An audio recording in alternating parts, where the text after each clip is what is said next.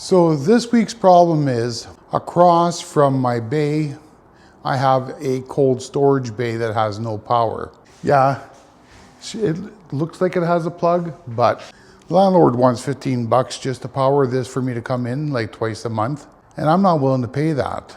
But in saying that, when you back this thing in, it's got limo tinted windows and it makes it really hard to see because there's no light in here. I know it doesn't look that bad, but I'll show you later, after we got the solution, how dark it can be, especially at night.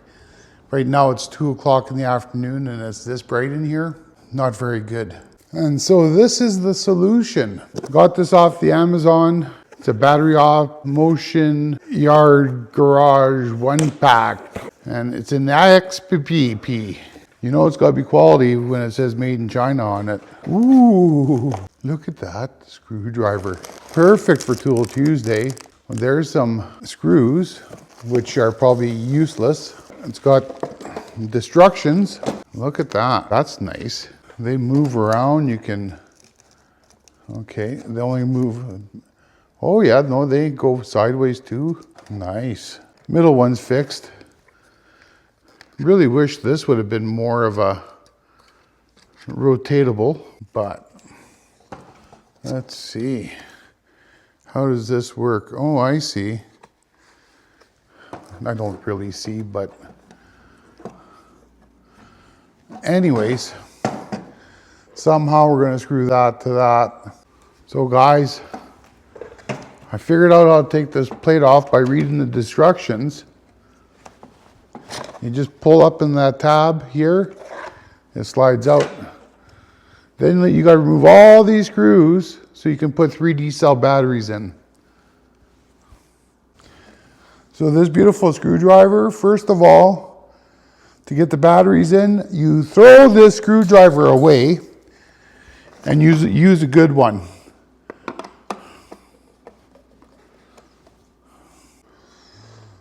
So then I put all the batteries in the direction they're supposed to go.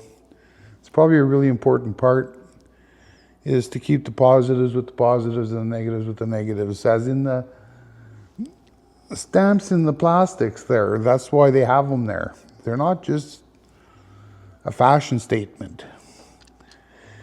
And I only use the finest Amazon Basics D-cell batteries because they were, well, the cheapest.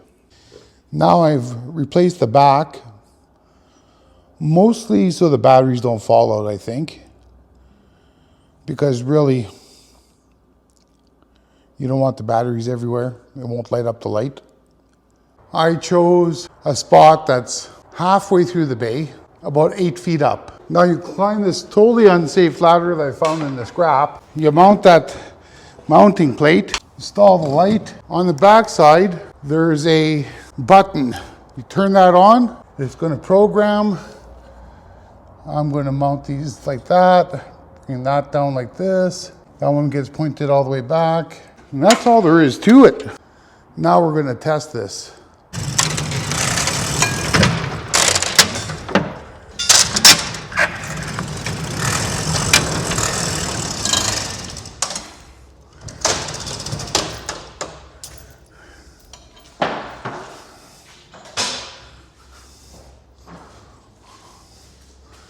Well, that's not the brightest. Gives you some light, I guess. Well, that's not too bad actually, but still not great for backing in. And there you go. Just want to see if, as long as we're moving, the light will stay on. So I'm going to set my timer for 60 seconds. Set timer for 60 seconds.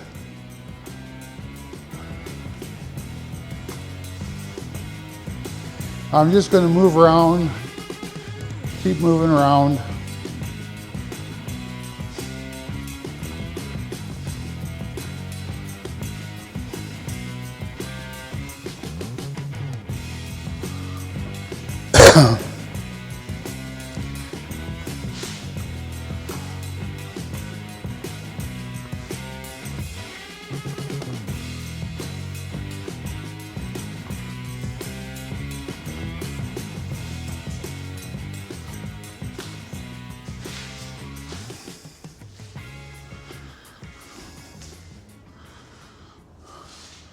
So that's 45 seconds. It shuts off after 20 if it doesn't detect movement. So yes, this is a success. So if you need a light where you can't get power, or even solar is not really an option because it's not my building, I can't be drilling holes through walls, get one of these. Maybe 2, 3 of them. Actually, that's an idea. 2 or 3 would make it even way brighter in here. So if you're interested in one of these lights, down in the description, there'll be an affiliate link. If you're gonna buy one, buy it through there. I hope you enjoyed this episode.